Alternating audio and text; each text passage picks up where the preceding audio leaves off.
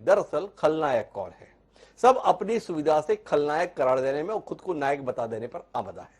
Vladimir Putin जो रूस के राष्ट्रनायक हैं, वह यह जताने की कोशिश कर रहे हैं कि वह जो कुछ भी कर रहे हैं अपने देश के लिए कर रहे हैं, अपने देश के लोगों के लिए कर रहे हैं, अपने देश के भविष्य को बचाने की कोशिश के तहत कर रहे हैं। दूसरी तरफ यूक्रेन के राष्ट्रपति जेलेंस्की जो बताने की कोशिश कर रहे हैं कि अगर यूक्रेन में आज तक कोई मसीहा हुआ है तो वो जेलेंस्की के रूप में हुआ है, जिन्होंने मानवता के लिए, अपने नागरिकों के लिए, अपनी संप्रभुता के लिए सब कुछ दांव पर लगा रखा है। तीसरी तरफ अमेरिका समेत तमाम नाटो देश हैं जो अपने आप को मानवता के सबसे बड़े हिमायती होने का दावा करते हैं, यूक्रेन के साथ नैतिक रूप से खड़े होने की बात करते हैं, उसे आर्थिक रूप से, सैन्य रूप से, साजो सामान के रूप में मदद देने के लिए तैयार रहते हैं और इस पूरे घटनाक्रम के लिए व्लादिमीर पुतिन को ही जिम्मेदार ठहराते हैं। लेकिन इन सब के बीच में ढूंढने वाली बात यह है कि पूरा झगड़ा था किस बात पर। झगड़ा था यूक्रेन के नाटो मेंबर बनने ना बनने के संदर्भ में। ना जेलेंस्की ये बोलने के लिए तैयार हुए कि मैं नाटो का मेंबर नहीं बनना चाहता, ना नाटो ये कहने के लिए तैयार हुआ कि हम यूक्रेन को मेंबर बनाएंगे या नहीं बनाएंगे। नाटो के असमंजस कुल मिलाकर पूरे मसले को हजारों लोगों की जान की कीमत पर भी लटकाए हुए। समझने की कोशिश करेंगे आज कि आखिर इस भीषण युद्ध के परिणाम क्या कुछ होने जा रहे हैं और इसके लिए किसको आने वाला समय उत्तरदायी ठहराएगा। हमारे साथ कई खास मेहमान इस चर्चा का हिस्सा बनने के लिए मौजूद हैं, उनसे आपका परिचय कराएं और इस संजीदा विषय पर कुछ गंभीर विमर्श करो। उससे पहले समय है आज के विचार सूत्र का। हमारा आज का विचार सूत्र यह कहता है कि the war to end war was concluded by a peace most beautifully calculated to end peace. कमाल की बात कही कि युद्ध समाप्ति के लिए किए गए युद्ध की पूर्ति एक शांति संधि से की गई, जो सुंदरतम रीति से शांति को समाप्त करने के लिए रची गई थी। एल्दोस लियोनार्ड हक्सले ने यह विचार दिया था। क्या वाकई जो कुछ यूक्रेन और रूस के बीच में चल रहा है, इसका नतीजा एक अद्भुत किस्म की शांति के तौर पर देखने को मिलेगा?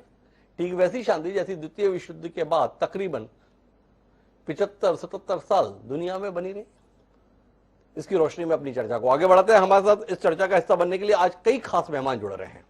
हमारे साथ में देश के पूर्व उप सेना प्रमुख लेफ्टिनेंट जनरल राज कादियान साहब खासतौर पर मौजूद हैं, सैन्य विशेषज्ञ के तौर पर। हमारे साथ आर.एस. मल्होत्रा जी हैं, पूर्व राजनयिक हैं, विदेश नीति के जानकार हैं, वह हमारे साथ हैं।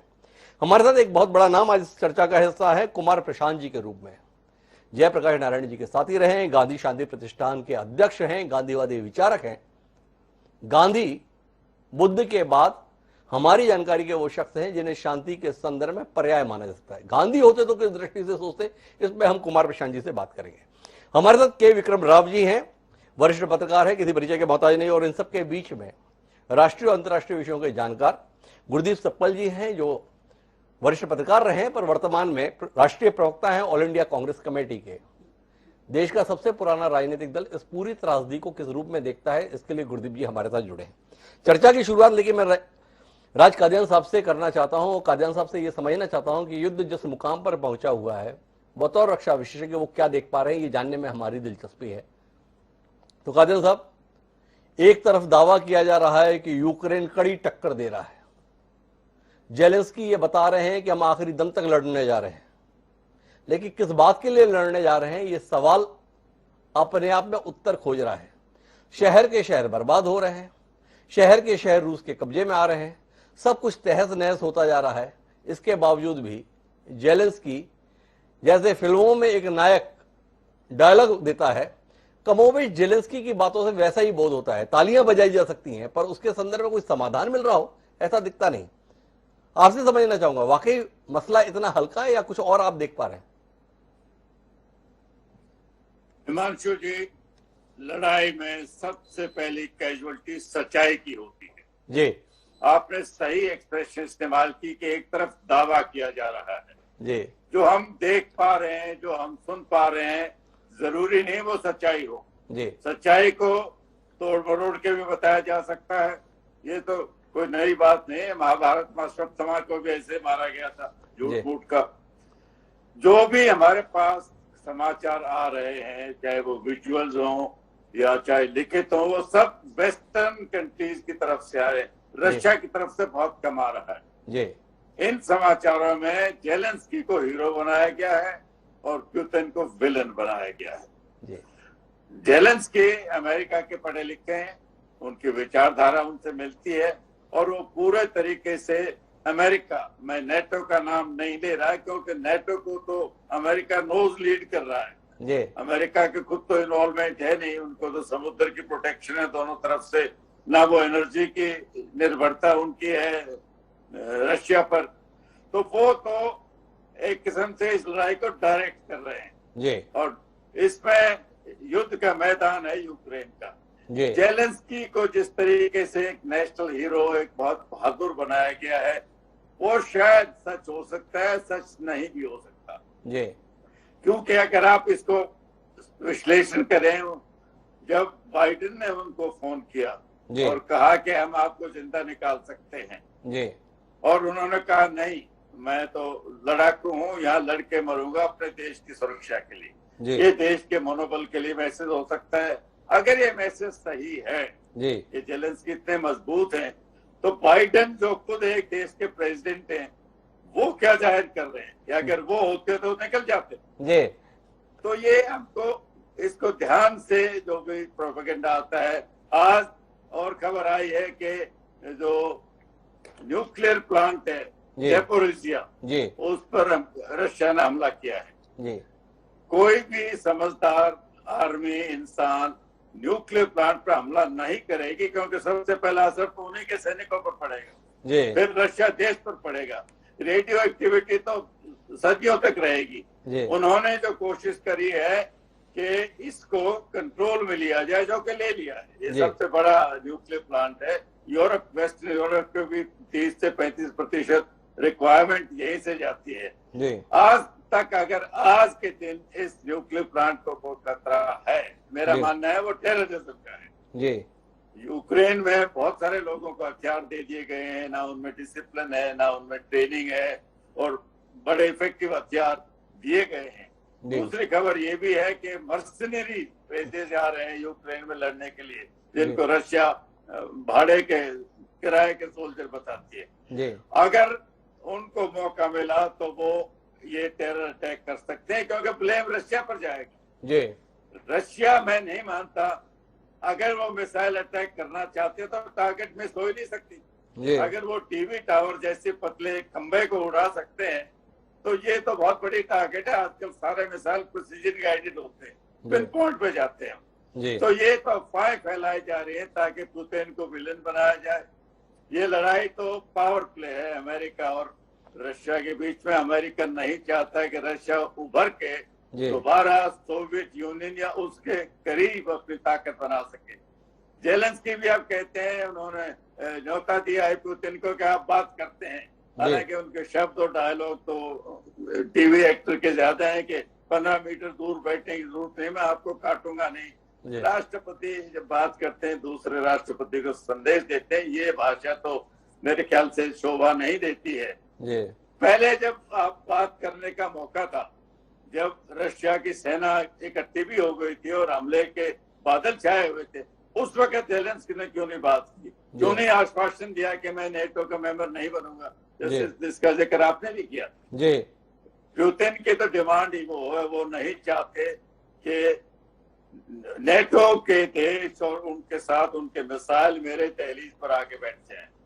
नेटो 12 मेंबर की संस्था शुरू हुई थी 1949 में सोवियत यूनियन को काबू करने के लिए। उसको जब 91 में सोवियत यूनियन टूटा तो अंडरस्टैंडिंग थी, जो पुतिन कह रहे हैं कि इसको जर्मनी के पूर्व में नहीं एक्सटेंड किया जाएगा। धीरे धीरे 5 बार नए देशों को मिलाया गया। हर बार ये पुतिन का इंटरव्यू जो लाइव मैंने देखा है, हर बार रशिया ने ऑब्जेक्ट किया तो अमेरिका ने बोला लेकिन ऐसा कौन सा समझौता है, कोई दिखाइए कागज है तो। अंडरस्टैंडिंग तो शायद वर्बल रही होगी। तो इस बार वो कहते हैं कि मैं लिखित समझौता मांग रहा हूँ, मैं तो गारंटी मांग रहा हूँ, लीगल डॉक्यूमेंट मांग रहा हूँ कि नेटो यूक्रेन में नहीं आएगा। तो कुछ हद तक उसकी डिमांड मैं मानता हूँ, मैं गलत हो सकता हूँ कि डिमांड सही है। डिमांड सही है, कादियान साहब इस नजरिए पे है। मुझे जाना कुमार प्रशांत साहब के पास है, लेकिन उससे पहले एक राजनीतिक की दृष्टि से इस पूरे क्राइसिस को देखता है, इसके लिए मैं आर एस मल्होत्रा जी आपके पास आना चाहता हूँ और आपसे ये समझना चाहता हूँ कि क्या वाकई अंतर्राष्ट्रीय जो ताकतें हैं, दुनिया के अन्य जो तमाम देश हैं जो विश्व में शांति के संदर्भ में अपनी प्रतिबद्धता जाहिर करते हैं, उन्होंने कोई ईमानदार कोशिश इस युद्ध को खत्म कराने के संदर्भ में की है? या आप भी इस बात से इत्तेफाक रखते हैं कि दरअसल शांति की केवल बातें हैं, चाहत है कि युद्ध थोड़ा तगड़ा हो, खासा तगड़ा हो, यूक्रेन की बर्बादी हो, और यूक्रेन की बर्बादी करते करते रूस भी कमजोर हो जाए, इसके लिए ख्वाहिशमंद है। इसीलिए तमाम देश अपनी सेना नहीं भेज रहे हैं, पर हथियार भेजने के लिए तत्पर हैं। वो बता रहे हैं कि आप जो बर्बाद हो रहे हैं, हम बाद में पैसे देके इन बिल्डिंगों को दोबारा बनवा देंगे। थोड़ा आपसे समझना चाहता हूं, शांति के प्रति वाकई आग्रह है, या रूस जो एक बार पुनः उठ खड़ा हुआ है उसे युद्ध में फंसाकर कमजोर करने का षड्यंत्र है? मैं कादियान साहब की बात से बिल्कुल सहमत हूं जी कि ये लड़ाई यूक्रेन और रशिया के बीच में फिजिकली जरूर हो रही है, लेकिन इसके पीछे western powers led by America, USA वो ही हैं, और कोशिश उनकी यही है कि यूक्रेन को आगे करके वो पीछे से इसको हथियार देते रहें। युद्ध में आग तो आगे ऑलरेडी लगी हुई है, उसमें कुछ और जलती आग में घी डालने का काम करते रहें, और यूक्रेन तो बर्बाद होगा ही, लेकिन इसके साथ रशिया भी काफी नुकसान उठाएगा। ऑलरेडी उसको डिप्लोमेटिक रूप में काफी नुकसान हुआ है, और शायद अमेरिका जैसी ताकतों की यही कोशिश है कि रशिया जो दोबारा उभर के सामने आ रहा है उसको किसी न किसी रूप में पीछे धकेला जाए, उसको किसी न किसी रूप में इन अंतर्राष्ट्रीय रूप में लोगों के सामने, जैसे यूएन जनरल असेंबली में हुआ कि 141 कंट्रियों ने रशिया के खिलाफ वोट किया, सिर्फ 5 देश रशिया के फेवर में बोले, उसमें रशिया का खुद का नाम है, और मेरे ख्याल में 35 लोगों ने उसमें एब्सेंट किया, जिसमें भारत भी था। भारत का रुख इसके ऊपर बिल्कुल साफ है, बैलेंस्ड है, ना तो भारत रशिया के फेवर में बोल रहा है, ना यूक्रेन के खिलाफ है। इसको अगर आप हिस्टोरिकल कॉन्टेक्स्ट में देखेंगे तो समझने में ज्यादा आसानी रहेगी। रूस ने हमेशा भारत का साथ दिया है, चाहे वो 1971 था या उसके बाद कि कई बार ऐसे दौर आए जब भारत को वीटो की जरूरत पड़ी, और रशिया ने उसको वीटो भी किया। जहां तक यूक्रेन का सवाल है, वो अब ये बात जरूर कह रहे हैं कि भारत सबसे बड़ी डेमोक्रेसी है, वो क्यों नहीं हमारे डेमोक्रेटिक डिजायर को या हमारे इस कोशिश को कि हम अपनी मर्जी से ईयू में जाएं उसको सपोर्ट कर रहा है। मुझे लगता है कि ईयू में जाए ना जाए वो भारत का इतना बड़ा मुद्दा नहीं है उसके साथ, वो रशिया का है।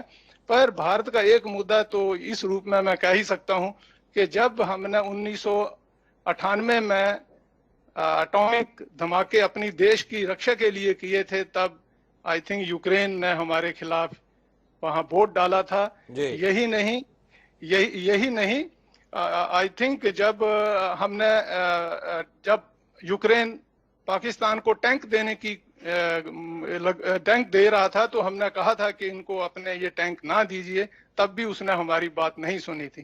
तो मैं इसको बैलेंस नहीं कर रहा हूं उस चीज के साथ, लेकिन जब वो भारत के इस न्यूट्रल रवैये के ऊपर कुछ बोल रहे हैं तो मुझे ये कहना पड़ रहा है कि यूक्रेन ने भी भारत का कोई इतना बड़ा साथ नहीं दिया। मैं 2 सवाल आपसे करना चाहता हूं मल्होत्रा साहब। आपने एक तो यूएन के संदर्भ में जो उल्लेख किया, आपसे जानना चाहता हूं कि रूस ने इस दौरान इतनी मेहनत की, सब कुछ किया, पर जब संयुक्त राष्ट्र संघ में मतदान की बात आई तो केवल 5 देश प्रस्ताव के खिलाफत में थे, निंदा प्रस्ताव के, जिनमें रूस भी शामिल था। मतलब कुल 4 देश और रूस के साथ जुटे।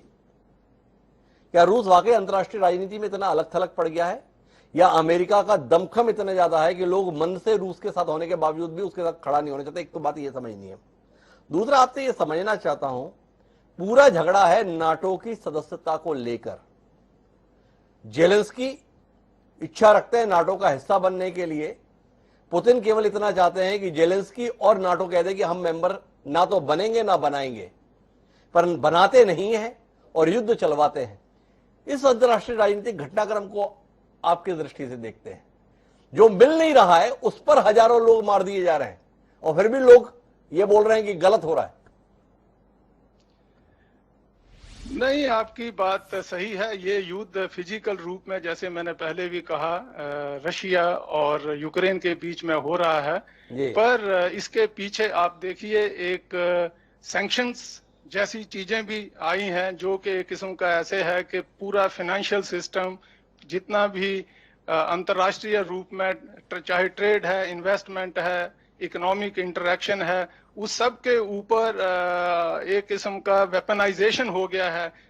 सैंक्शन इतनी लगा दी हैं, ऐसे लग रहा है कि रशिया के एक एक्ट ने सारा कुछ मतलब अपने सारी दुनिया ही बदल दी हो, जबकि इस तरह की हरकतें अमेरिका या वेस्टर्न ताकत खुद करती रही हैं। आप चाहे इराक ले लीजिए, आप चाहे लिबिया ले लीजिए, आप सीरिया ले लीजिए, अफगानिस्तान ले लीजिए, अगर बहुत ही पहले जाना है तो वियतनाम ले लीजिए। तो ये तो एक मीडिया वार भी इसके साथ चली हुई है। उसके ऊपर भी पूरी तरह से मैं समझता हूं कि जो वेस्टर्न पावर है उनका काफी हाथ दखल है। मैं कुमार प्रशांत जी के पास आना चाहता हूं। मेरा जो विषय है वो है विनाश पर दुनिया मौन, गुनहगार कौन। जब भी इस प्रकार के प्रश्न आते हैं, संकट आते हैं, तो हम इतिहास के पन्नों को पलटकर खोजने की कोशिश करते हैं कि अगर मोहनदास करमचंद गांधी, महात्मा गांधी होते तो उनकी दृष्टि क्या होती, किस नजरिए से देखते, क्या समाधान सोचते। हमारे पास गांधी तो नहीं है, पर जिन्होंने गांधी को जिया है ऐसे कुमार प्रशांत हैं। कुमार प्रशांत जी, इस पूरी त्रासदी पर, इस पूरी अंतर्राष्ट्रीय राजनीति पर क्या दृष्टि है आपकी? ऐसा है हिमांशु जी कि राष्ट्रीय अंतर्राष्ट्रीय परिस्थितियां बराबर नया नया रूप लेकर अपना हमारे सामने आती हैं और हम उनको बहुत पुरानी विशेषज्ञता से समझने की कोशिश करते हैं जी। तो जैसे पुरानी परिस्थितियों को आप पुराने तरीके से ही समझने की कोशिश करेंगे तो आपके हाथ कुछ नहीं आएगा। वैसे ही दिक्कत हमारे विशेषज्ञों की भी है जी। कि कुछ बनी बनाई बातें हैं, कुछ बने बनाए मुहावरे हैं, जिन मुहावरों का इस्तेमाल करके हम इन घटनाओं को देखने और समझने की कोशिश करते हैं। हम लोगों को समझना ये चाहिए कि एक शीत युद्ध का जमाना था दुनिया में जी। जब दो महाशक्तियां दुनिया को आपस में बांटने में लगी रहती थी और शीत युद्ध की चालों से वो अपना काम करते थे। परिस्थितियां बदली, वो शीत युद्ध वाला मामला कहीं खो गया, लेकिन शीत युद्ध की मानसिकता कहीं नहीं खोई। ये लोग वही हैं जिन्होंने दो विश्व युद्ध में सारी दुनिया को अपने स्वार्थ में बांट लिया। छोटे छोटे देशों की कृत्रिम सीमाएं बना दी थी, अपनी सुविधा से देशों की चौहदी तय कर दी थी, अपनी सुविधा से नए नए देश बना दिए थे और किसी के सीने पर रख दिए थे। ये वही लोग हैं, चाहे उनका नाम रूस हो, चाहे उनका नाम अमेरिका हो, चाहे संधि नाटो की हो या रूसी खेमे की। ये खेल हमेशा से चल रहा है। इस खेल को समझने के लिए आप सिर्फ उदाहरणों से, और उसकी गलती भी थी तो हमारी गलती भी है तो रूस की भी गलती है, इससे आप समझ नहीं पाएंगे, क्योंकि तो एक अन्याय के सामने दूसरे अन्याय का समर्थन करना हो गया है। अगर इसको समझना हो तो शायद गांधी जी के एक वाक्य से समझा जा सकता है। जब नमक सत्याग्रह शुरू करने से पहले दुनिया की अंतरात्मा को अपील करते हुए उन्होंने लिखा था कि I want world sympathy against this war of might against right. एक अंधी सत्ता और उसके सामने खड़ा एक सच, इन दोनों के बीच की लड़ाई में मैं सच के लिए आपका समर्थन चाहता हूं, ऐसा गांधी ने कहा था।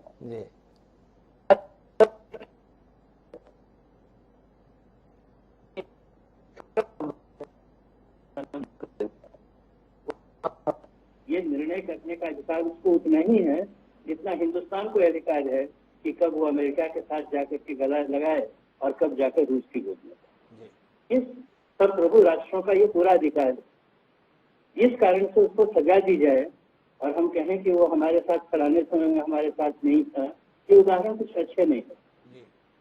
दुनिया ऐसी होनी चाहिए जिस दुनिया में हर संप्रभु राष्ट्र अपने दुश्मन भी चुन सके, अपने दोस्त भी चुन सके, अपने कम दोस्त भी चुन सके और उसका सहअस्तित्व बना दे। हम जैसे इस बात का समर्थन नहीं कर सकते हैं कि पाकिस्तान किससे दुश्मनी दोस्ती कर रहा है इसलिए हम पाकिस्तान पर हमला करने के अधिकारी हो जाएं। ये किसी भी तरह से हमको कबूल नहीं है। उसी तरह से रूस को ये कोई अधिकार नहीं है कि वो यूक्रेन से ये कहे कि तुम नाटो में शामिल मत होना, और इसका जब तक दस्तावेज बनाकर हमको प्रमाण नहीं दोगे तब तक हम तुमको छोड़ेंगे। नाटो में शामिल होने की कोशिश पुतिन खुद ही कर रहा था।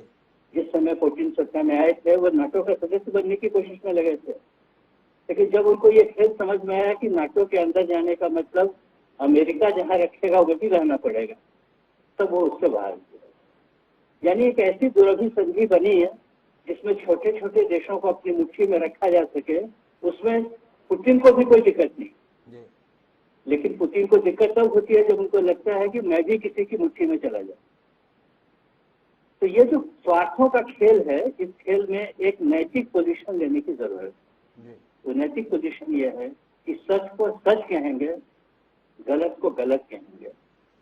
और अगर हम ये कहते हैं, इसकी बात बार बार मैं देख रहा हूँ कि रूस हमारा बहुत अच्छा दोस्त है, उसने हमको बहुत बार मदद की है, तो क्या गलत कामों में हमने रूस की मदद ली है?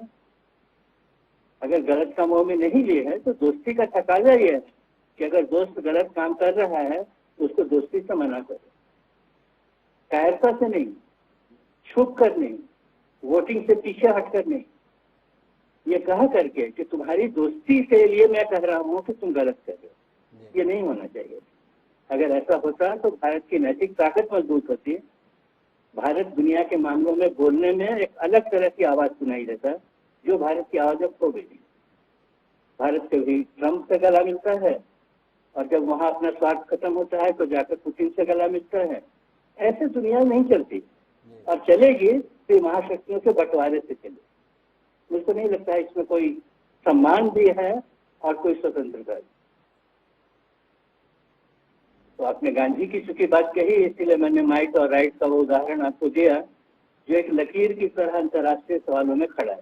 आपको जब भी जांचना हो, इस आधार पर उसको जांचने की कोशिश की। बड़े सुंदर तरीके से कुमार प्रशांत जी आपने बात को कहा है, लेकिन मैं इस संदर्भ में एक दृष्टिकोण आपसे और चाहता हूं, क्योंकि आप तो वरिष्ठ पत्रकार भी रहे हैं। नैतिकता के तकाजे अपनी जगह, व्यवहारिकता की राजनीति अपनी जगह, ये हमारे राजनेताओं के द्वारा अपने कदमों के संदर्भ में दलील दी जाती है। दुनिया के तमाम देश जो इस समय रूस के विरोध में हैं, क्या कुमार प्रशांत मानते हैं कि वो वाकई शांति के पक्ष में इसलिए रूस के खिलाफ है? मैंने आपको शीत युद्ध का उदाहरण दिया। शांति के पक्ष में कोई भी नहीं, क्योंकि शांति आपसे हमेशा नैतिकता की मांग करती है। और अगर आपके पास नैतिकता नहीं है तो युद्ध के आवरण में छिपाकर शांति को आप आगे लाने की कोशिश करते हो, जैसी आज कोशिश हो रही है। इसलिए मैं 130 देश और 5 देश वाले समीकरण को कभी दोहराता भी नहीं। 130 देश गलत जगह पे खड़े हो सकते हैं और 5 देश सही जगह पे खड़े हो सकते हैं। सवाल संख्या का नहीं, सवाल है आप किस बात का स्टैंड किस बात का ले रहे हैं। तो ये जो कहते हैं कि व्यवहारिकता एक अलग चीज होती है और नैतिकता एक अलग चीज होती है, तो आप दूसरी तरफ से ये कहना चाह रहे हो कि नैतिकता व्यवहारिक नहीं होती है। मैं कहता हूँ नैतिकता ही असली व्यवहारिकता होती है, बाकी सारे तो खेल हैं जो तुम छोटे छोटे खेलों में लगे हुए। इसीलिए नैतिकता को छोड़कर कोई भी स्टैंड गलत होगा, आत्मघाती होगा। और कुल मिलाकर इस पूरी बातचीत को एक अलग आयाम कुमार प्रशांत जी दे रहे हैं, और आयाम पर देश का सबसे पुराना राजनीतिक दल भारतीय राष्ट्रीय कांग्रेस के प्रवक्ता गुरदीप सिंह सप्पल जी हमारे साथ हैं। क्या कहते हैं गुरदीप सप्पल जी? तमाम देश दुनिया के शांति के पक्षधर हैं, शांति के हिमायती हैं, दोहरे चरित्र का प्रदर्शन कर रहे हैं, और जिसमें हम भी शामिल हैं। सवाल जटिल है, एक उत्तर की अपेक्षा करते हैं, क्योंकि कुमार प्रशांत जी ने हमें इस धरातल पर ला दिया। देखिए हिमांशु जी, जब भी युद्ध का सवाल आएगा जी, तो सबसे पहली बात जो कही जाती है कि युद्ध के सवाल में सच खो जाता है। जी, दूसरी ये भी सच है कि कोई भी सरकार युद्ध के समय में सच नहीं बोलती है, जो जिन सरकारें युद्ध लड़ रही होती है। ये दो बहुत पुरानी कहावतें हैं जी। तो हमको सच और झूठ के फेर में पड़े बगैर इस सवाल को देखने की जरूरत पड़ती है, क्योंकि यही सवाल जब भारत आजाद हुआ तभी से भारत के सामने आया है। और उस वक्त भी ये फॉर्मूला निकला था, गुट निरपेक्ष का पूरा जो आंदोलन उभरा था वो उभरा ही इसलिए था कि आप हर बार सही और गलत के सवाल में पड़े बगैर आप तीसरी एक पोजीशन ले सकते हैं कि वो समझने की जरूरत है। उस वक्त अगर आप देखें तो जब ये गुटनिरपेक्ष की पूरी अवधारणा बनी थी उस वक्त कोरिया का वॉर हुआ था जी, और वो कोई छोटा मोटा युद्ध नहीं था, उसमें भी करीब 2 करोड़ के करीब लोग मारे गए थे। लोगों को आज उस युद्ध की याद नहीं आती है। 20 लाख लोग, 2 मिलियन लोग उसमें मारे गए थे। महायुद्ध था। भारत उसमें एक तरफ या दूसरी तरफ खड़ा नहीं हुआ था। चीन था, जापान, यूएस था, दोनों कोरिया थे। लेकिन भारत की पोजीशन क्या थी कि अपनी नैतिक ताकत को इस्तेमाल किया उसने युद्ध के अंदर इंटरवीन करने के लिए। वो मेडिकल हेल्प के रास्ते से इंटरवीन किया। जो फ्रेमवर्क बना फाइनली समझौते का, उस फ्रेमवर्क को डेवलप करने के लिए इंटरवीन किया। आप साइड में नहीं बैठे। गुटनिरपेक्षता का मतलब ये कभी नहीं रहा कि आप जो है ना एक की तरफ नहीं हो दूसरी की तरफ नहीं, तो आप साइड बैठ जाइए। अभी जो थोड़ा बहुत कंफ्यूजन ये इसलिए हो रहा है कि इस सरकार ने भी जितना मर्जी नेहरू जी को गाली देते रहे हो, इस मुद्दे पर गुटनिरपेक्ष की भावना के ऊपर चलने का फैसला किया।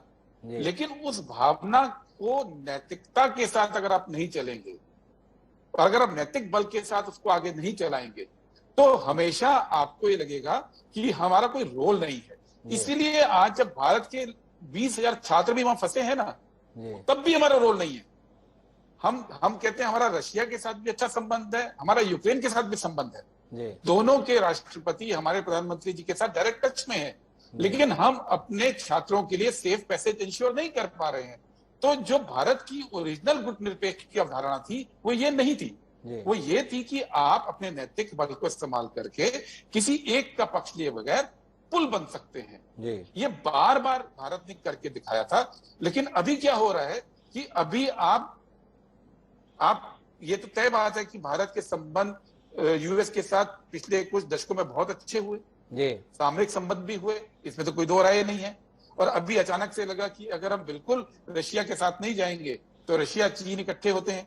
तो ये बात ये जायज सवाल है भारत की सरकार के सामने। इन जायज सवाल की वजह से ही उन्होंने पोजीशन ये ली कि हम ना एक के पक्ष में वोट देंगे ना दूसरे के पक्ष में वोट देंगे। लेकिन तीसरी पोजीशन जो मैं कह रहा हूं वो ठीक नहीं है कि आप और वो इसलिए नहीं है क्योंकि नेहरू के टाइम पे या जैसे कहा कि गांधी जी के टाइम पे वो नैतिक बल कैसे आता था हिमांशु जी, वो समझने की जरूरत है। आज तो भारत न्यूक्लियर पावर भी है, स्पेस पावर भी है, पावर भी है, पावर भी है, शक्ति है दुनिया की ना, टॉप देशों में आता है। 5-6 में भारत की गिनती होती है हमारी। तब तो हमारे पास कुछ नहीं था। तब ये ताकत कहां से आती थी कि बड़े बड़े राष्ट्र हमारी सुनेंगे अगर हम गुटनिरपेक्ष पोजीशन लेंगे? क्योंकि एक नैतिकता का फ्रेमवर्क उस वक्त की लीडरशिप ने तैयार किया था कि ये बोलेंगे तो ये लोकतंत्र की भाषा बोलेगी, ये बोलेंगे तो ये ह्यूमन राइट्स की भाषा बोलेंगे, ये देश बोलेगा तो यहाँ पे समानता की भाषा बोलेगा। ये मूल्य थे भारत के, जो भारत की आजादी के आंदोलन से निकले थे। लेकिन वर्तमान सरकार का इन सभी मूल्यों के साथ अंतर्राष्ट्रीय समुदाय कोई नाता नहीं देखता है। इसलिए हम कोई भूमिका नहीं निभा पा रहे हैं। इस प्रकार की बात कह रहे हैं गुरदीप सिंह सप्पल जी, जिस नैतिकता का हवाला कुमार प्रशांत जी सभी देशों के संदर्भ में दे रहे थे, पर इसकी शुरुआत भारत से होने की अगर हम उम्मीद करते हैं, पर भारत उस भूमिका में नहीं है क्योंकि वर्तमान लीडरशिप इस प्रकार का नैतिक बल रखती नहीं है जो नेहरू जी के दौर में था। के विक्रम राव जी मेरे साथ में हैं। गुनहगार कौन हम ढूंढने की कोशिश कर रहे हैं, दुनिया के तमाम देशों को जिम्मेदार ठहरा सकते हैं विक्रम राव साहब, पर भारत की भूमिका सवाल के घेरे में है कि क्या भारत वो भूमिका निभा रहा है जो अंतर्राष्ट्रीय स्तर पर इस संकट के समय में हमें निभानी चाहिए, या हमने केवल निजी हितों को प्राथमिकता दी हुई है और विश्व राजनीति के पटल पर हम जिस मानवता के संदर्भ में हिमायती होने का दावा करते थे, जिस वसुधैव कुटुंबकम की परंपरा के वाहक होने की हम बात करते थे, वो भूमिका निभाने से बच रहे हैं अब या डर रहे हैं?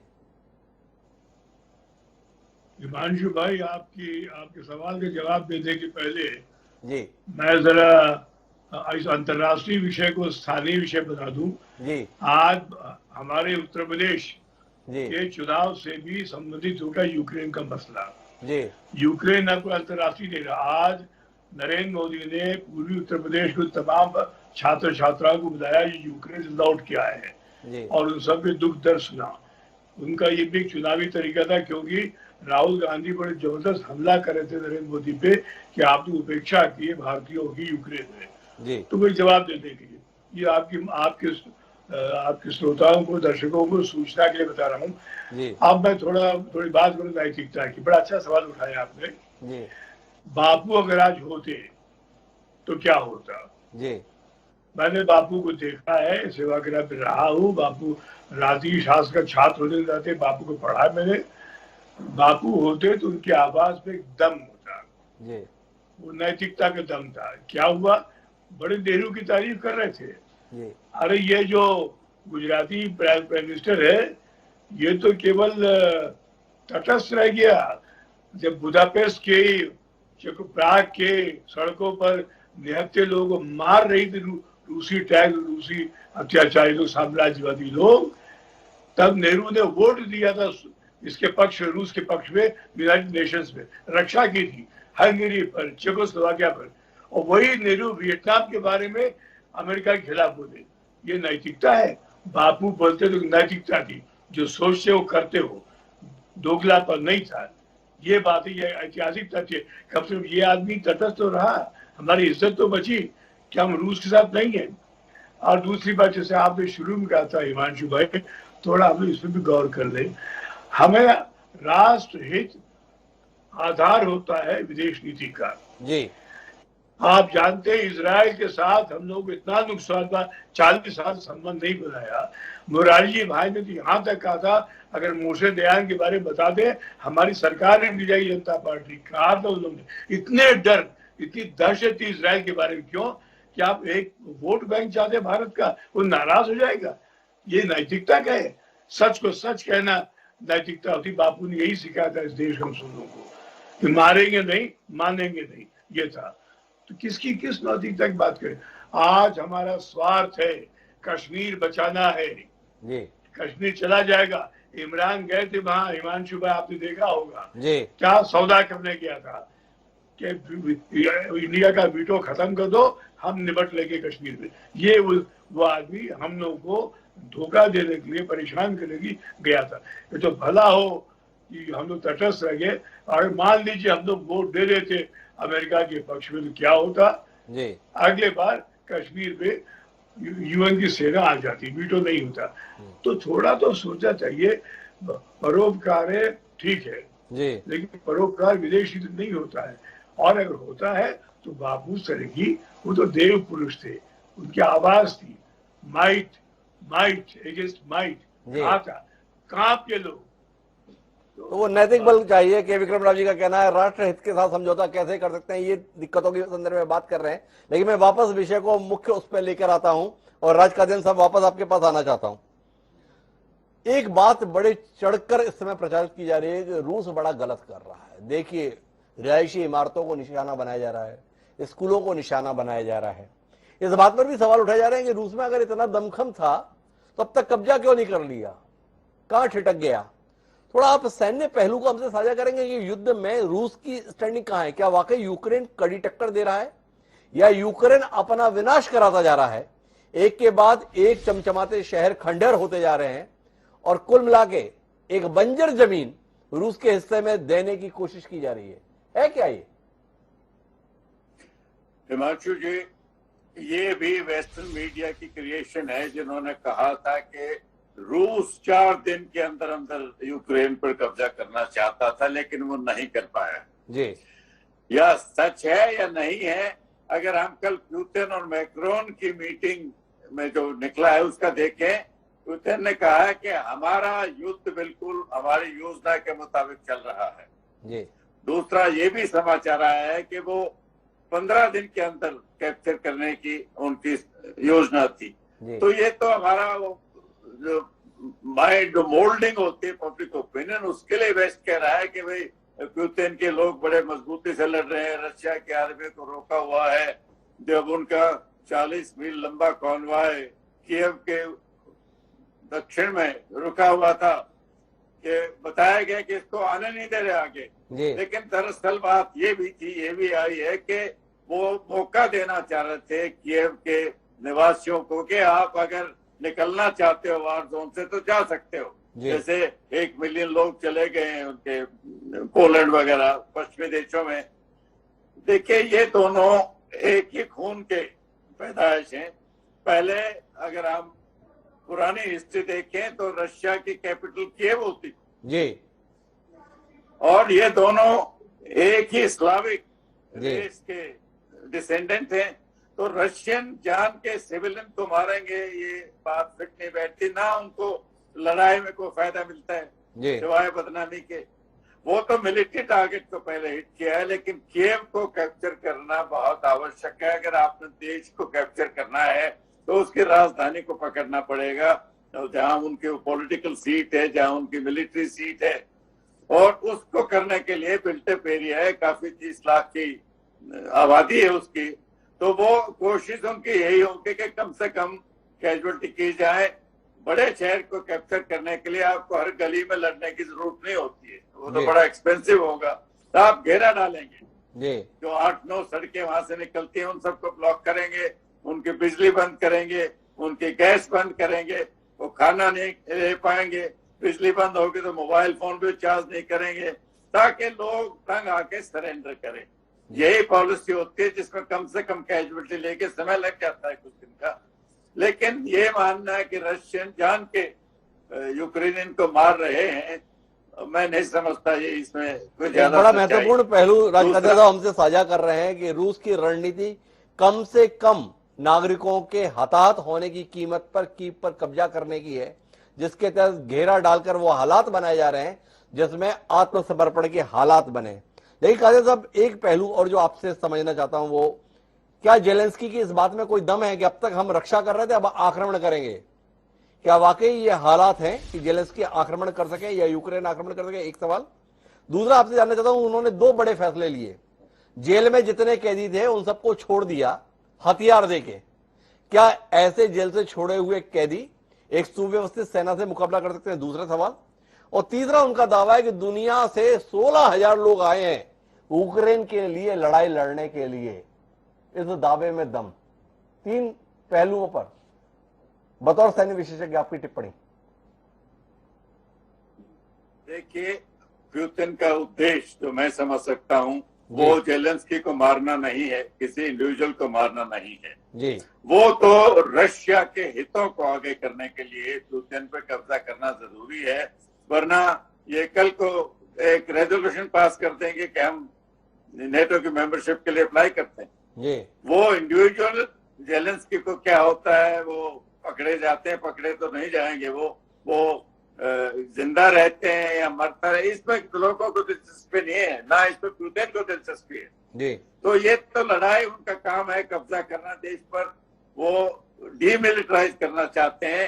वेस्ट चाहेगा कि लड़ाई अगर वार खत्म भी हो जाए तो फाइटिंग खत्म नहीं हो, ये गुरिल्ला वार फिर चला देंगे। बहुत सारे हथियार दिए हुए हैं, उनको पंप अप करते रहेंगे प्रोपेगेंडा के थ्रू के आप तो नैतिकता की भावना बहुत आपकी मजबूत है, ताकि रशिया को नुकसान होता रहे इकोनॉमिकली।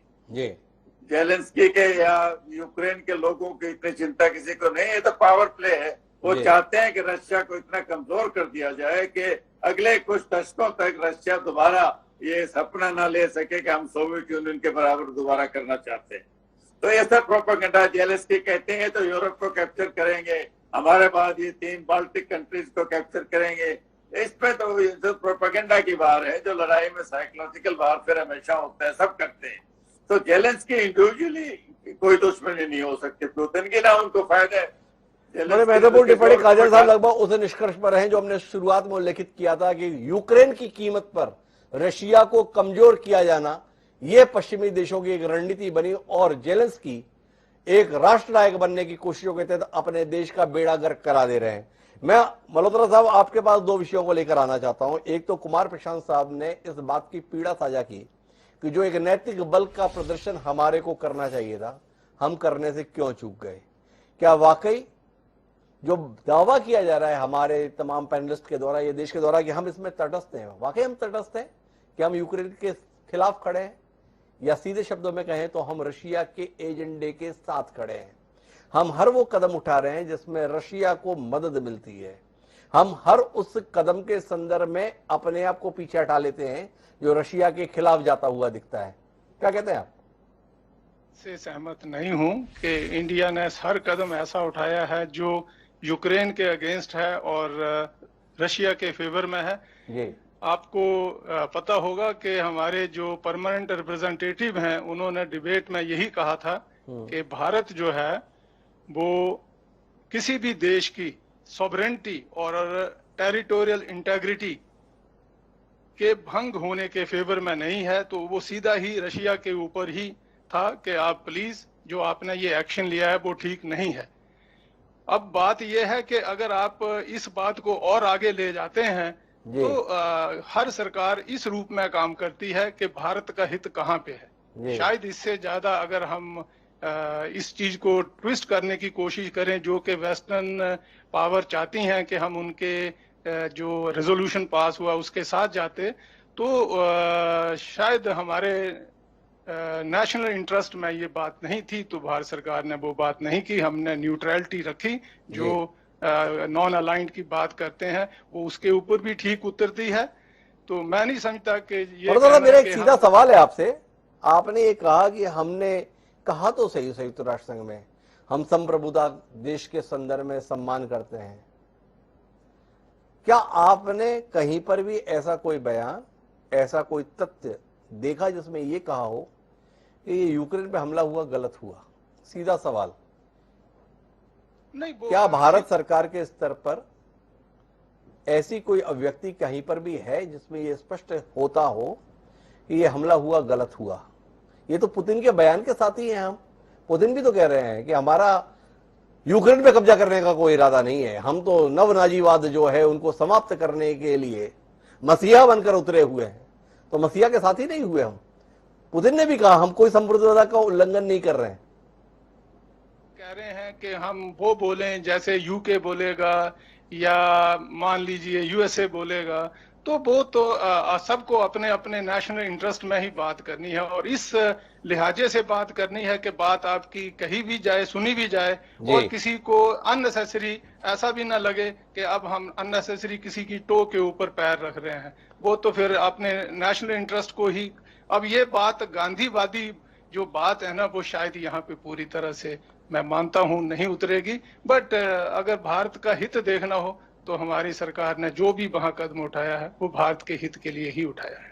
तो कुमार साहब मैं वापस आपके पास रुख करता हूं। गांधी जी जब थे तब ये बात हो सकती थी, अब ये नया दौर है, नई दुनिया है, नए समीकरण है, नई प्रासंगिकता है।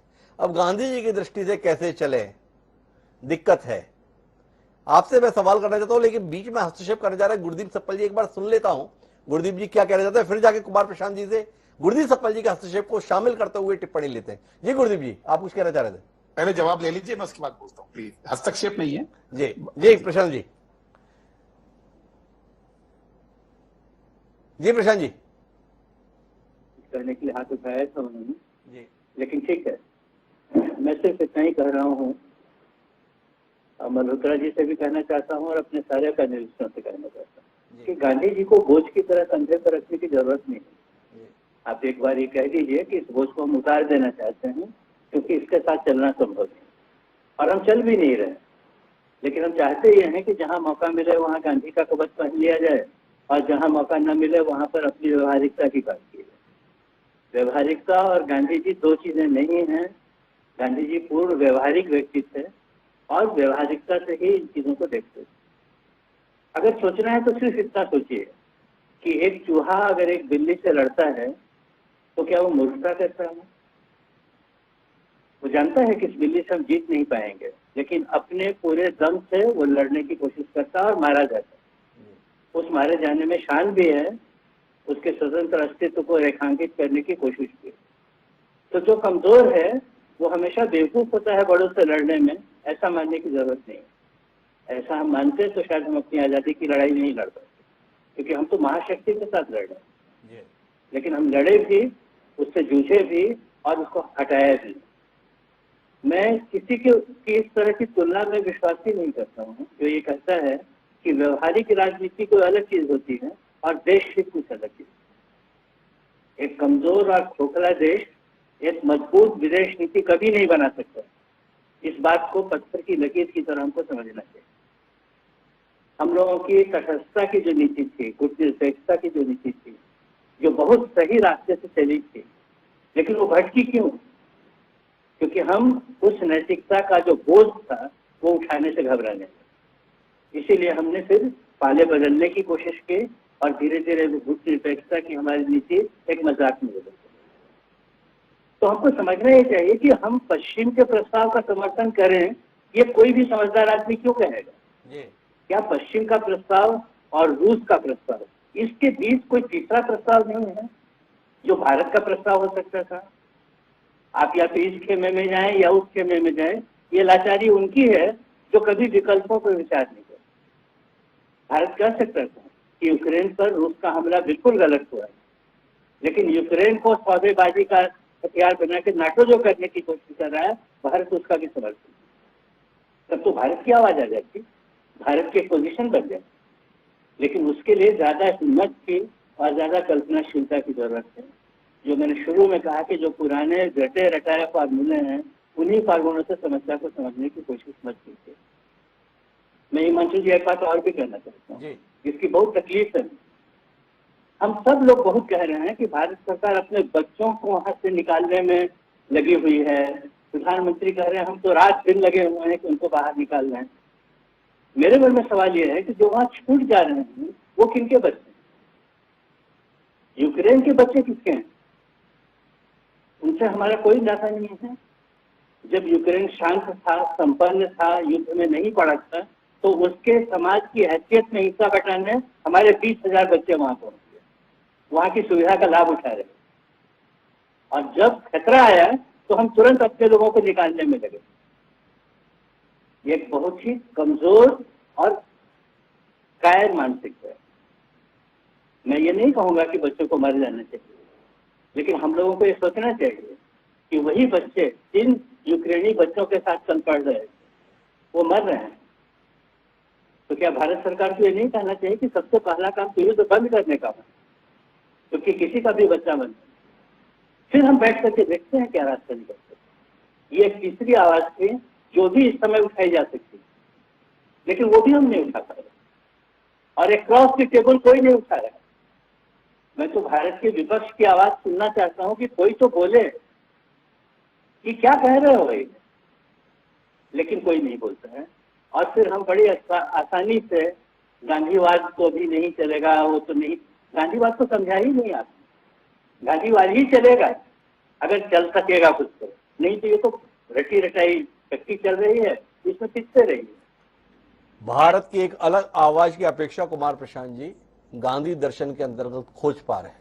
उनका कहना है कि एक दमदार आवाज चाहिए इस मौके पर जो रूस के हमले को गलत ठहराए, और साथ ही उस आवाज में शामिल हो कि नाटो ने यूक्रेन का जिस तरीके से इस्तेमाल किया है उसके खिलाफ भी कोई मुखर आवाज उठकर आए।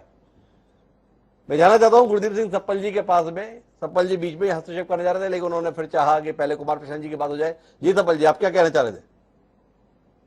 बिल्कुल आपकी बात से आगे बात बढ़ाऊंगा, क्योंकि निरपेक्ष होने का मतलब निष्क्रिय होना कभी नहीं था।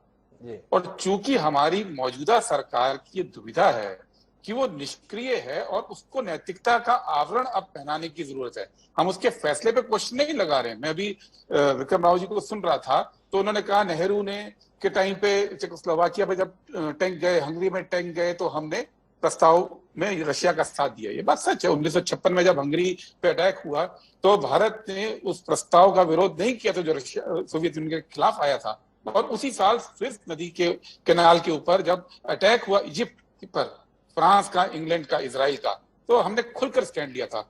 लेकिन आज तक भारतीय जनता पार्टी और इनके तमाम विचारक ये मानते रहे कि वो नीतियां गलत थी। उन नीतियों के खिलाफ हम नई नीतियां बना रहे हैं, लेकिन अचानक से आप फिर उसी दुविधा में आप पहुंचे और आपको उन्हीं नीतियों का अनुसरण करना पड़ रहा है, तो आप उसको नैतिकता की नई लेबल चिपका रहे हैं। और कैसे चिपका रहे हैं? इंटरेस्टिंग बात है, और मुझे हैरानी है कि मल्होत्रा साहब ने भी इस बात को बोला कि यूक्रेन ने भारत के खिलाफ 98 में वोट दिया था, और ये घर घर में व्हाट्सएप के थ्रू फैलाया जा रहा है, इसलिए हमने रशिया का साथ एक किस्म से दे रहे हैं। जबकि सच ये है हिमांशु जी कि 1998 में जब न्यूक्लियर टेस्ट हुआ था तो यूक्रेन सिक्योरिटी काउंसिल का मेंबर ही नहीं था, मेंबर था ही नहीं, वो वोट कैसे आपके खिलाफ देता? और जिस देश ने वोट खिलाफ दिया था, उस रेजोल्यूशन के पक्ष में दिया था, जिसने निंदा की थी परमाणु उनके टेस्ट की, उसमें रशिया शामिल था। रशिया एज परमानेंट मेंबर शामिल था। सभी 15 देशों ने एक मत से उस रेजोल्यूशन 1172 को पास किया था, यूक्रेन नहीं था। लेकिन अपनी बात को, चूंकि आपने नेहरूवादी नीति से दूर हटने का फैसला किया था, मजबूरी में आप उन्हीं नॉन अलाइनमेंट पे आ रहे हैं, नॉन अलाइनमेंट के साथ निष्क्रियता दिखा रहे हैं, इसलिए आप देश के अंदर उस तरह का झूठ भी फैला रहे हैं कि अपने फैसले को सही करके दिखाने के लिए यूक्रेन को यह साबित कर दीजिए कि यूक्रेन ने हमारे खिलाफ वोट दिया था, जो सच था ही नहीं। एक तथ्यात्मक सच्चाई गुरदीप सिंह सप्पल जी इस कार्यक्रम में साझा कर रहे हैं कि जो व्हाट्सएप यूनिवर्सिटी के माध्यम से जानकारी प्रसारित की जा रही है कि जब भारत के संदर्भ में विषय आया था तो यूक्रेन भारत के खिलाफ था। सच ये नहीं है, यूक्रेन कोई भूमिका में ही नहीं था, बल्कि उस निंदा प्रस्ताव में रशिया भी शामिल रहा था, ये भी एक तथ्य है। लेकिन मैं आखिरी दौर की बातचीत के लिए एक बार फिर विक्रम राव जी के पास में जाना चाहता हूं। विक्रम राव जी, पूरी दुनिया यकायक रशिया के खिलाफ है, जितने चाह रहे हैं उतने प्रतिबंध लगा रहे हैं और शांति के संदर्भ में बात कर रहे हैं और साथ में यूक्रेन को हथियार दे रहे हैं। सब बता रहे हैं कि हम एंटी टैंक मिसाइल कितनी संख्या में यूक्रेन को देना चाहते हैं।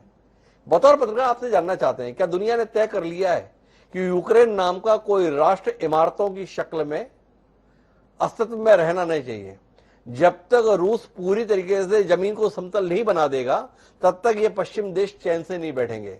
कुछ कहना चाहेंगे आप इस पर, इस कोशिश पर? हिमांशु भाई, आपके विश्लेषण में सहमत हूं।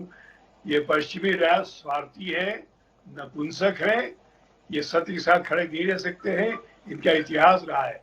और यहाँ मैं कहना चाहूंगा बापू के संदर्भ में, जो आपने कहा, इन्होंने कहा था कि आज बापू की प्रासंगिकता क्या है। बापू की प्रासंगिकता है जी, मैं बताऊं आपको, बापू का एक कोटेशन जो मेरे साथी, जेल के साथी जॉर्ज फर्नांडिस बताया करते थे, I shall risk violence 100 times. I shall risk violence 100 times rather than the emasculation of the whole nation. पूरे देश का वंध्याकरण हो जाए, नपुंसकीकरण हो जाए, उसके बजाय मैं हिंसा को पसंद करूंगा, बापू ने कहा था। आज अगर बापू होते तो यही कहते कि नहीं, रक्षा करो, रक्षा तुम्हारा धर्म है, कमजोर की रक्षा करो, बलवान की नहीं।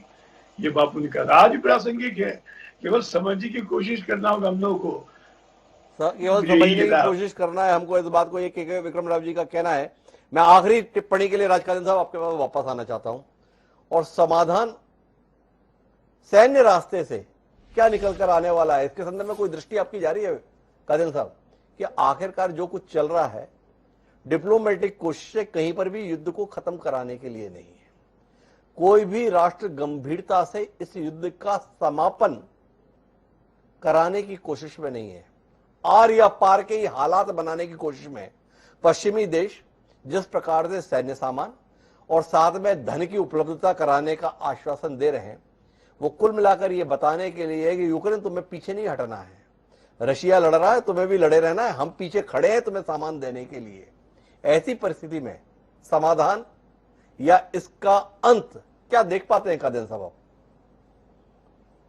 हिमांशु जी, 2 टिप्पणी। पहला तो जो अभी डिस्कशन हो रही थी जी, नैतिकता को भारत को वास्तविकता के साथ तोलना पड़ता है, और जब तराजू के 2 पल्लू में डालते हो तो वास्तविकता भारी नजर आती है। हमारी जो सामरिक स्थिति है, सिक्योरिटी के हिसाब से मैं बता रहा हूँ कि 2 तरफ हमारे देश सिक्योरिटी को मेंटेन करने के लिए, राष्ट्र को सुरक्षित रखने के लिए जो क्षमता हमें चाहिए, उस क्षमता के लिए हम आत्मनिर्भर नहीं है। शायद भविष्य में हो जाएंगे लेकिन आज नहीं है, तो आपकी वास्तविकता कहीं ना कहीं आगे आती है। दूसरा, ये युद्ध खत्म हो जाएगा लेकिन फाइटिंग खत्म नहीं होगी, और पश्चिमी देश यही चाहते हैं कि रशिया को बांध के रखा जाए, ये गुरिल्ला वारफेयर में टर्न हो जाएगी, हथियार वेस्टर्न कंट्रीज देते रहेंगे, इनको उकसाते रहेंगे और लड़ाते रहेंगे। जहां तक यूक्रेन और रशिया का ताल्लुक है, ये वो तो बताया आपके वक्ता ने कि वे इन्होंने 98 में भी हमारे हक में नहीं बात की थी। T-90 टैंक जो यूक्रेन में बनते थे, तो अपग्रेडेड बड़ा मॉडर्न टैंक है, इन्होंने पाकिस्तान को सप्लाई की भारत के खिलाफ यूक्रेन ने। रशिया से हमारी हिस्टोरिकल एक ग्रेटिट्यूड है, एक कृतज्ञता है। मल्होत्रा साहब ने वो कहा था कि भाई उन्होंने, भारत ने पहले बोला था कि हम हर देश की सॉवरेनिटी की इज्जत करते हैं, वो सही बात है, पहली मीटिंग में बोला था, लेकिन जब वोटिंग हुई तो उसके बाद ये वाक्य इस्तेमाल नहीं हुआ। कहीं ना कहीं वास्तविकता हमारे सामने आ गई। नैतिकता ठीक है एक तरफ है, लेकिन वास्तविकता से हमें सामना करना पड़ेगा। तो कुल मिला के संघर्ष नैतिकता और वास्तविकता के बीच का राजकल्याण साहब बता रहे हैं, जिसमें वो बता रहे हैं कि हम फैसले वास्तविकता के आधार पर, अपनी जमीनी परिस्थिति के आधार पर ले रहे हैं। पर बातचीत को कुल मिला के मैं अंत पर ले जाऊं तो 3 बातें निकल कर आती हैं। सबसे दुर्भाग्यपूर्ण बात यह निकल कर आती है कि भारत जो गांधी का देश है वो भूमिका अभी तक निभा पाने में नाकाम है, जिसकी उम्मीद, जिस विचार के साथ में हम अपने प्रतिबद्ध होने की बात करते हैं उस अनुसार व्यवहार नहीं कर पा रहे हैं। सही को सही और गलत को गलत कहने का साहस शायद इस मसले पर अभी तक हम नहीं दिखा पाए हैं। कि हम दिखा पाएंगे ये जानने में दिलचस्पी रहेगी। दूसरी महत्वपूर्ण बात जो है वो ये कि जेलेंस्की तात्कालिक तौर पर भले ही पश्चिमी मीडिया के द्वारा राष्ट्रीय हीरो के तौर पर प्रतिबिंबित हो रहे हों, लेकिन उनके फैसले देश को बर्बाद कर रहे हैं। क्या इसका बोध जेलेंस्की को समय रहते हो पाएगा? क्या वह पश्चिमी देशों का मोहरा बनने से उबर पाएंगे? ये जानने में दिलचस्पी है। और तीसरी बात जानने में दिलचस्पी इस बात की है कि क्या व्लादिमीर पुतिन एक यूक्रेन से ही संतुष्ट हो जाने वाले हैं या ये सिलसिला आगे चलने वाला है? और अगर चलने वाला है तो दुनिया किस और जाने वाली है, इस पर भी विचार करने की जरूरत है। लेकिन मर्म की बात केवल इतनी है कि ऐसे संकट के समय में समाधान की उम्मीद हिंदुस्तान के दर्शन से निकल सकती है, जिसे हम गांधी के तौर पर देखते हैं। गांधी अंधकार के खिलाफ सच की जिस रोशनी की बात करते थे, क्या उस रोशनी के साथ चलने का हौसला दुनिया के तमाम देश तो छोड़िए, क्या हिंदुस्तान दिखाएगा? ये जानने में हम सबकी दिलचस्पी है। आप सभी मेहमानों का बहुत बहुत धन्यवाद इस सार्थक चर्चा का हिस्सा बनने के लिए। समय है अब आज के शेर का। जिस प्रकार का दोहरा चरित्र दुनिया के तमाम देश दिखा रहे हैं, उसी को प्रतिबिंबित करता हमारा आज का शेर है कि क्या बुरी है मेरी तकदीर इलाही तौबा, क्या बुरी है मेरी तकदीर इलाही तौबा, सुलह का नाम जो लूं और लड़ाई हो जाए। लाला माधवराव जौहर ने जो ये लिखा था वो वर्तमान हालात पर कितना मुफीद है आप स्वयं ही समझ सकते हैं। बहरहाल अब मुझे दीजिए याद, फिर मिलते हैं सोमवार को नए विषय के साथ। तब तक के लिए सादर प्रणाम।